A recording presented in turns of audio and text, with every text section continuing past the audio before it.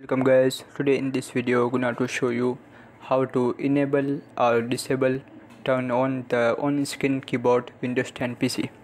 So guys, if you want to enable or disable turn on the on-screen keyboard Windows 10 PC, so very easy. Firstly click on start, after click on settings, after click on easy and access,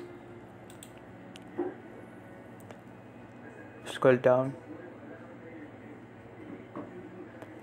and here option keyboard, click on keyboard. So guys, if you want to enable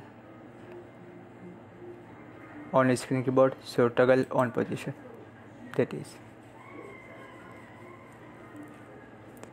If you want to disable, so toggle off position.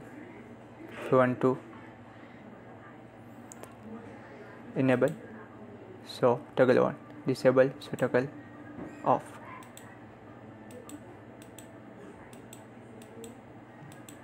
That is. So guys, this is a very simple and easy method. Thank you for watching this video. Please subscribe my channel for latest update.